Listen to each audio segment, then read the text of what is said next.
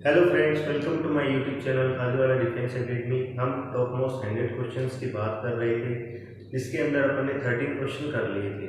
अब question number 14 से अपन शुरुआत करेंगे। आपको लग रहा होगा कि क्वेश्चन का लेवल थोड़ा सा ज़्यादा है या फिर ऐसे जो उतरेंगे इतने लेवल के क्वेश्चन नहीं आते हैं, लेकिन मैं आपको एक बात बता दूँ, अगर आप इन क्वेश्चन को कर लेते हैं तो जो भी छोटे लेवल के क्वेश्चन है उनको आप जैसे 1 मिनट का टाइम मिलता है तो उसको आधे मिनट में क्या कर लोगे, सोल्व कर लोगे। तो ये मत समझिए कि ये क्वेश्चन हाई लेवल का अपन नहीं करेंगे, तो इससे क्या होगा, आपकी मोर प्रैक्टिस होगी, जिसके कारण जो भी छोटे क्वेश्चन आएंगे उसको आप आसानी से हैंडल कर पाएंगे। तो अपना लेवल थोड़ा सा ऊंचा रखोगे दूसरों से, तभी तो कंपटीशन में आ पाओगे। इसीलिए जो क्वेश्चन हो रहे हैं उनको कृपया करके अच्छे से सोल्व कीजिए। अब बात करते हैं क्वेश्चन नंबर 14 की। क्या कह रहा है इसके अंदर, इन YDS यानी कि double slit experiment there is no initial phase difference, initial phase difference नहीं है, ठीक है। The light from two slit a point on screen corresponding to fifth minimum. इसके अंदर पूछ रहा है मिनिमम की बात कर रहा है, और मिनिमम कहाँ पर मिल रहा है अपने को, फिफ्थ का। तो अपने को क्या निकालना है, पार्ट डिफरेंस। सीधी सी बात है, पार्ट डिफरेंस का क्या आना चाहिए, 4 निकालना चाहिए। तो पार्ट डिफरेंस मिनिमा के लिए path difference for minima, path difference होता है मिनिमा के लिए, उसको अपन डेल वाई से रिप्रेजेंट करेंगे, जो कि क्या होता है 2n-1 इंटू लैम्डा बाई 2 रहता है। ओके, n की वैल्यू यहाँ पर कितनी है, 5 लेंगे, ठीक है। यहाँ पर मैं लिख देता हूँ n इज इक्वल टू क्या लेना आपको, 5। तो del of y is equal to क्या हो जाएगा, 2 into 5 minus 1 into lambda by 2। तो ये कितना हो गया, 10 माइनस 1 हो गया into lambda by 2, 9 lambda by 2 हो गया। तो आंसर आपका क्या हो जाएगा, सी। अब जो क्वेश्चन है उसका लेवल में थोड़ा सा आपके कहने पर थोड़ा कम रख रहा हूँ, ठीक है। ओके, क्वेश्चन नंबर 15 की बात करेंगे। A body of mass m kept on A rough horizontal surface. एक रफ हॉरिजॉन्टल सरफेस लेते हैं अपन, ये मान लीजिए रफ हॉरिजॉन्टल सरफेस ले लिया, और इसके ऊपर एक बॉडी रख दी गई है, इसका मास में क्या मान लेता हूँ, m मान लेता हूँ, ठीक है।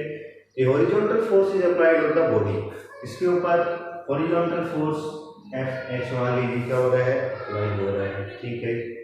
बट इट डजंट मूव, वो मूव नहीं कर रही है, ओके।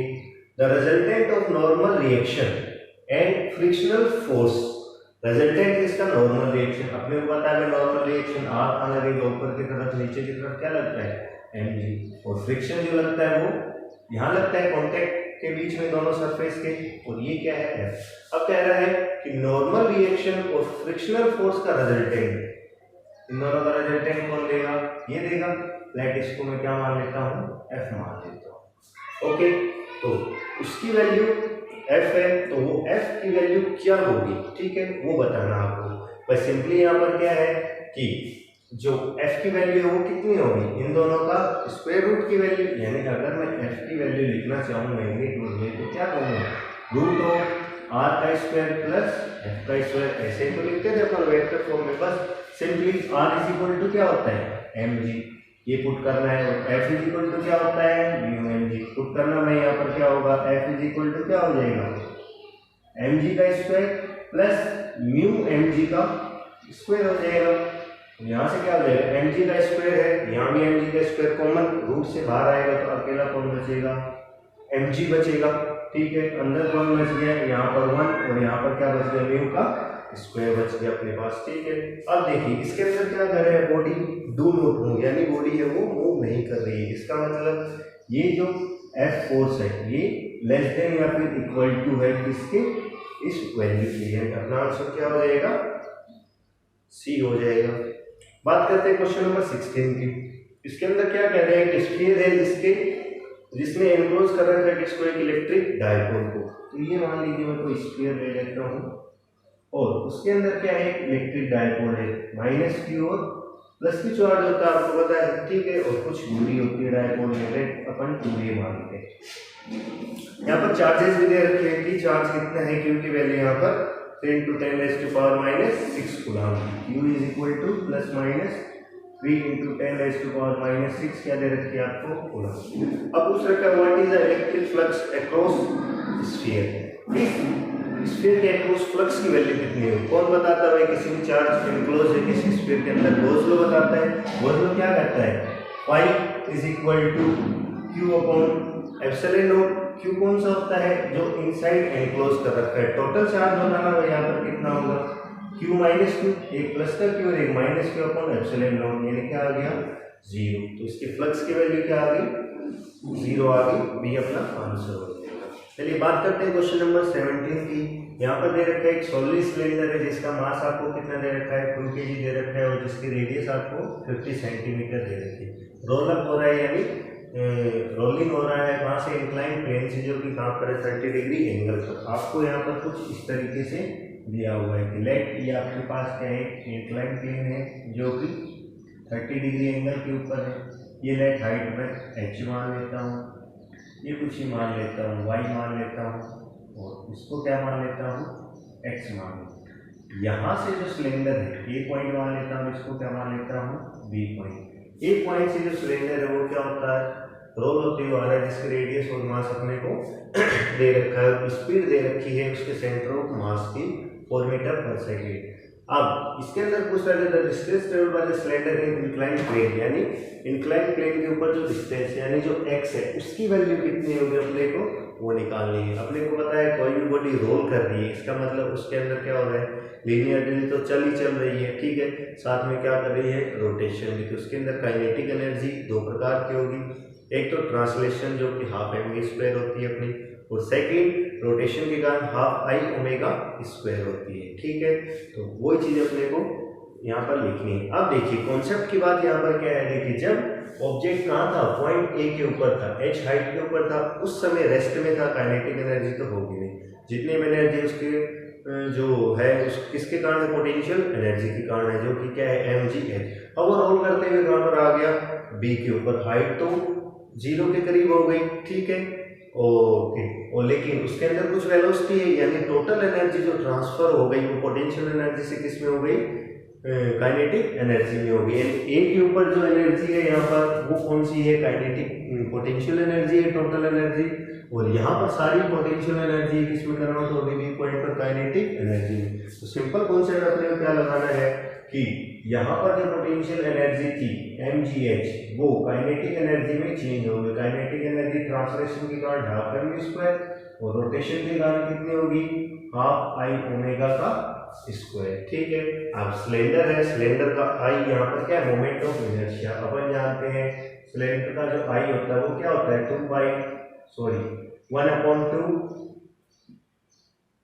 mr स्क्वायर होता है, ठीक है, और v is equal to omega into R रहता है, ठीक है। तो ओमेगा इज इक्वल टू क्या हो गया v अपॉन आर हो गया। तो यहाँ से इक्वेशन क्या बन जाएगी mgh is equal to half mv square plus half I की जगह क्या आ जाएगा हाफ mr स्क्वायर हो जाएगा, ठीक है, इंटू ओमेगा की जगह क्या आ जाएगा v square upon R square. इस आर स्क्वायर से आर स्क्वायर क्या हो जाएगा कैंसिल हो जाएगा, ठीक है।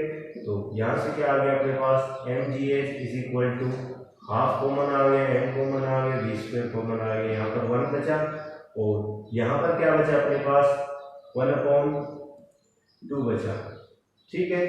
यानी ये टोटल क्या हो गया अपने पास हाफ mv स्क्वायर इंटू 3/2।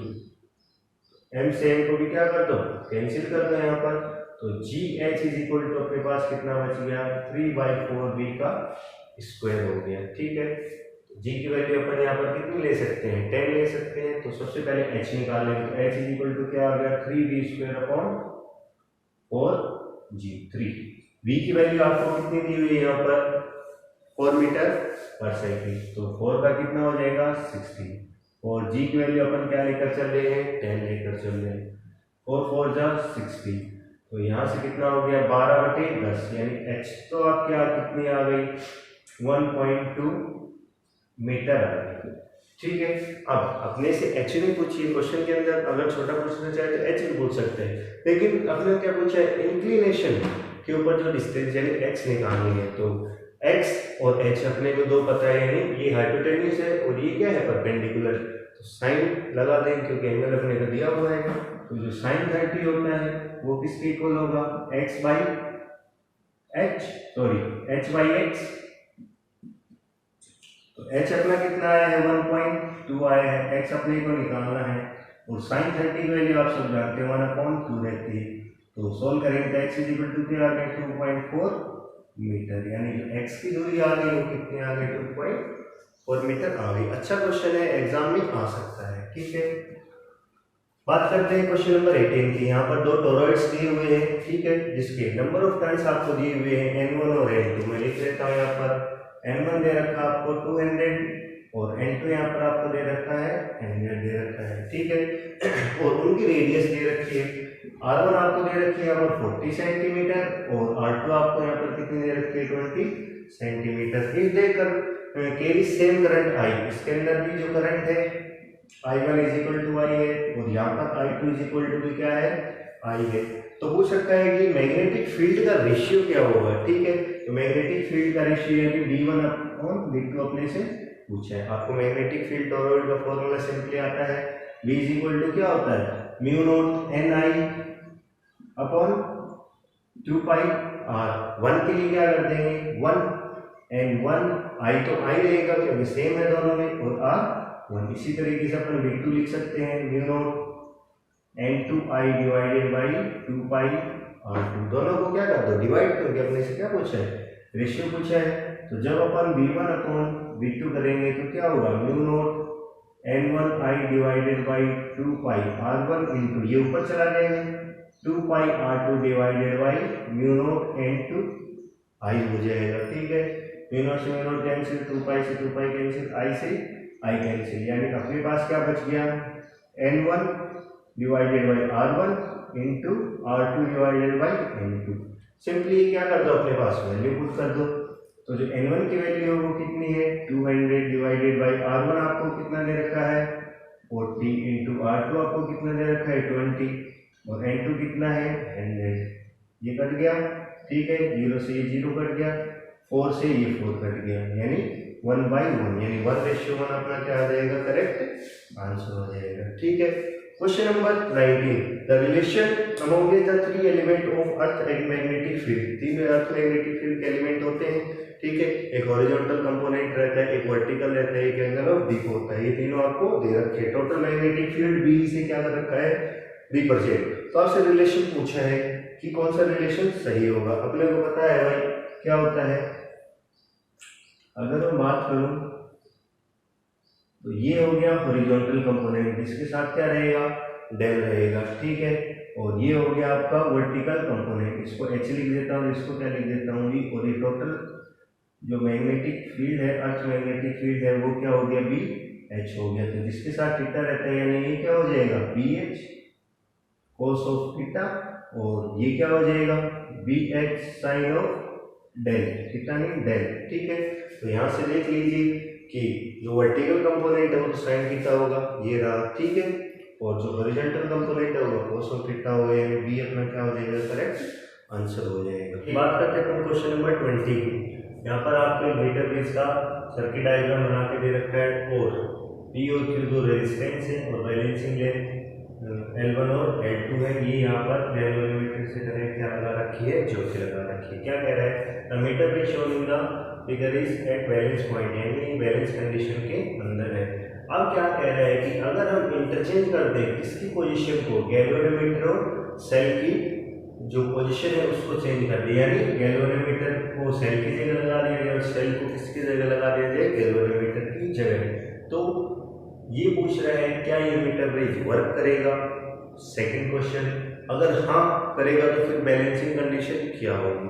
देखिए बैलेंसिंग कंडीशन यहाँ पर फर्स्ट केस के अंदर दिखा रखी है, जो सेल यहाँ पर लगा हुआ है गैल्वेनोमीटर यहाँ पर लगा हुआ है। ठीक है, अब अपन क्या कर रहे हैं सेल की और गैल्वेनोमीटर की पोजीशन को क्या कर रहे हैं इंटरचेंज कर रहे हैं, लेकिन जो चौकी जिस पॉइंट के ऊपर बैलेंसिंग लेंथ मिल रही थी वो पॉइंट चेंज नहीं हो रहा है। इसका मतलब पहली बात तो ये हो जाएगी कि सर्किट तो वर्क करेगा ही करेगा। अब बैलेंसिंग कंडीशन में क्या होता है कि करंट कोई भी गैल्वेनोमीटर से ड्रॉ नहीं हो रहा है, यानी सेल से कोई भी करंट ड्रॉ नहीं हो रहा है यहाँ पर। तो अगर हम इंटरचेंज करते हैं तो भी कोई फर्क नहीं पड़ेगा। इसका मतलब क्या है कि वर्क करेगा और जो बैलेंसिंग कंडीशन है वो सेम रहेगी। तो अपना जो आंसर हो जाएगा वो डी हो जाएगा, हाँ वर्क करेगा, और जो P/Q है वो L1/L2 ही रहेगी अपना। ठीक है, बात करते हैं क्वेश्चन नंबर 21 की। इसके अंदर क्या कह रहा है, the rate of radioactive disintegration at any standard sample of half life in 10⁻10 second inverse, यानी जो रेट ऑफ डिसइंटीग्रेशन है आर, जो कि क्या होता है dn/dt रहता है, जो किसके इक्वल रहता है लैम्डा इनटू 10। तो आर की वैल्यू अपने को दे रखी है 10⁻10 सेकेंड इनवर्स, ठीक है। यहाँ पर r is equal to 10⁻10 second inverse दिया हुआ है। तो हमसे क्या पूछ रहा है, the number of radioactive atoms in that sample at that instant, यानी उस इंस्टेंट के ऊपर जो नंबर ऑफ रेडियोएक्टिव एटम्स बचेंगे सैंपल के अंदर वो कितने होंगे, यानी अपने से n की वैल्यू पूछ रहा है, ये किसकी वैल्यू पूछ रहा है, n की वैल्यू पूछ रहा है, ठीक है। और अपने को हाफ लाइफ दे रखी है इसके अंदर, तो अपन सीधा फॉर्मूला यहाँ से लगा देते हैं, r is equal to lambda into n, अपने से n पूछा था, n इज इक्वल टू क्या हो जाएगा r अपॉन लैम्डा। अब अपने को लैम्डा की वैल्यू पता होनी चाहिए, लेकिन हाफ लाइफ के टर्म में लैम्डा का फॉर्मूला होता है, क्या फॉर्मूला होता है अपने पास कि half life is equal to 0.693 divided by lambda, तो यहाँ से लैम्डा इज इक्वल टू क्या हो जाएगा 0.693 डिवाइडेड बाई हाफ लाइफ, ठीक है। तो इसके अंदर अपन पुट कर देंगे, तो n इज इक्वल टू क्या हो जाएगा r डिवाइडेड बाई 0.693, और t कहाँ चला जाएगा ऊपर, r की वैल्यू अपने को 10⁻10 दे रखी है, t की वैल्यू ये रही अपने पास 2.2 इंटू 10⁻9 है, और नीचे है 0.693। अब अपन इसको क्या कर लेंगे, सोल्व कर लेंगे, और सोल्व करने पर जो अपना आंसर आएगा वो क्या आएगा, डी आएगा। आप सोल्व कर लेना, सिर्फ कैलकुलेशन ही है, तो आंसर अपना डी आ जाएगा यहाँ से, ठीक है। नेक्स्ट क्वेश्चन है जो कि ग्रेविटेशन से है, क्या कह रहा है, the time period of a geostationary satellite is 24 hour. तो टाइम पीरियड होता है पर अपने को पता है 24 आवर ही होता है, ठीक है। तो लेंथ आपको t1 कितना दे रखा है 24 आवर दे रखा है। At a height of 6 r, यहाँ पर क्या है, रेडियस ऑफ अर्थ है, यहाँ पर 6 r फ्रॉम सरफेस ऑफ अर्थ, क्या कह रहा है यहाँ से, सरफेस ऑफ अर्थ से जो हाइट है वो कितनी है 600 r। अपन कहाँ से मेजर करेंगे, सेंटर से, तो सेंटर से अर्थ की रेडियस r ही है, यानी टोटल हाइट कितनी हो गई 7r। तो टोटल h प्लस r में यहाँ पर क्या लिख दूँ 7r। जब इतनी ऊपर है यहाँ पर है तब 24 आवर टाइम पीरियड है। अब कह रहा है कि एक अनदर सैटेलाइट है, ठीक है, जो कि कितनी हाइट के ऊपर है 2.5 r from the surface of अर्थ, ये भी कहाँ से सरफेस ऑफ अर्थ से, यानी h प्लस r डैश इसको मैं बोल देता हूँ। तो 2.5 दे रखा है, 1 r प्लस करेंगे तो कितना आ जाएगा 3.5 r, ठीक है। क्योंकि इस केस में क्या होगा, ये तो दे रखा है 2.5 r और ये r दोनों को ऐड करेंगे तो ये total distance h plus r 3.5 r ही आएगा। अब कह रहा है कि इसके लिए जो टाइम पीरियड है वो कितना होगा, लेकिन इसके लिए अपन टाइम पीरियड क्या मान लेते हैं t2। केपलर का थर्ड लॉ अपने को पता है, केपलर का थर्ड लॉ क्या कहता है कि जो t का स्क्वायर होता है वो r की क्यूब के क्या होता है डायरेक्टली प्रोपोर्शनल, डिवाइड दोनों को कर दो, t1 अपॉन t2 का whole square is equal to, यहाँ पर कितने है भाई, इसके लिए 7/3.5 इसका होल क्यूब। तो t1 अपने पास कितना दे रखा है यहाँ पर 24 डिवाइडेड बाई t2 इसका होल स्क्वायर, ये देखो 2 से कट गया 3.5, तो 2 का क्यूब कितना होता है 8 होता है। इसको हटाने के लिए क्या करेंगे, रूट ले लेंगे, 24/t2 इज इक्वल टू 8 का रूट कितना आ जाएगा, अगर मैं रूट 8 लिखता हूँ तो इसको क्या लिख सकता हूँ 2√2 लिख सकता हूँ, ठीक है। तो यहाँ से देखिए कट गया 12 दूनी 24 हो गया, t2 उधर जाएगा तो t2 इज इक्वल टू क्या हो जाएगा 12/√2, ठीक है। क्या ऑप्शन में अपने को 12/√2 दे रखा है, नहीं दे रखा, तो इसको थोड़ा इलेबोरेट करेंगे। इसको ऐसे लिख सकते हैं 6√2 इंटू √2 डिवाइडेड बाई √2, √2 इंटू √2 2 और 6 12 हो जाएगा, योग का एक √2 से एक √2 क्या हो जाएगा कैंसिल, तो अपना आंसर क्या आ जाएगा 6√2 जो कि फर्स्ट ए हो जाएगा। चलिए बात करते हैं क्वेश्चन नंबर 23 की। यहाँ पर कह रखा है कि द ग्रेविटेशन पोटेंशियल एनर्जी किसी भी ऑब्जेक्ट की इन्फिनिटी पर क्या होती है, जीरो होती है, ठीक है। Change in potential energy of object of mass, कोई ऑब्जेक्ट है जिसका मास क्या है m, उसके लिए चेंज इन पोटेंशियल एनर्जी निकालना है जब उसको when taken to height h from the surface of earth, surface of earth से h हाइट के ऊपर ले जाया जाता है। अपन जानते हैं कि जो पोटेंशियल एनर्जी होती है, ठीक है, उसकी वैल्यू क्या होती है, minus G capital N small M divided by R, जब वो कहाँ पर सरफेस ऑफ अर्थ के ऊपर है, उस समय में u1 मान ले तो पोटेंशियल एनर्जी अब h हाइट के ऊपर ले जाया गया, ठीक है, उस समय पोटेंशियल एनर्जी कितनी होगी, minus G capital N small M divided by R plus h हो जाएगा। अपने से क्या पूछा है यहाँ पर कि चेंज इन पोटेंशियल एनर्जी पूछी, चेंज इन पोटेंशियल एनर्जी किससे लिखेंगे, del u is equal to u2 minus u1, this imply minus G capital N small M divided by R plus h minus of G capital M small M divided by R लिखेंगे, ठीक है। तो यहाँ पर क्या हो जाएगा, capital G small M capital M divided by R plus H, minus minus क्या हो जाएगा, प्लस हो जाएगा, G capital M small M divided by R हो जाएगा, ठीक है।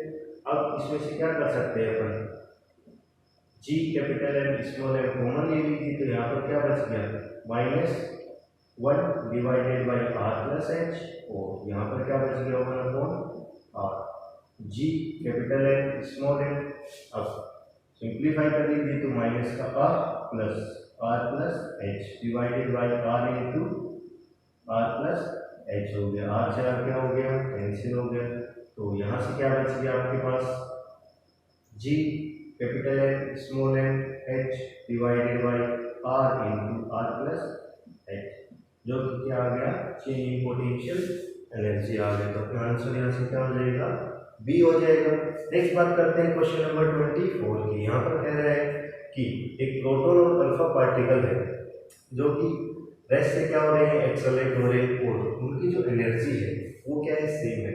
ऑफकोर्स एक्सेलरेट हो रहे हैं तो उनके पास जो एनर्जी होगी वो काइनेटिक एनर्जी होगी। अब आपसे पूछा है कि डी ब्रोगली वेवलेंथ जो है प्रोटॉन के लैम्डा बी और अल्फा की क्या है, लैम्डा अल्फा, उनका रेशियो क्या होगा। अपन जानते हैं यहाँ से 24 का कर रहे हैं कि जो भी लैम्डा होती है, लैम्डा इज इक्वल टू क्या होता है, एच अपॉन पी होता है, ठीक है।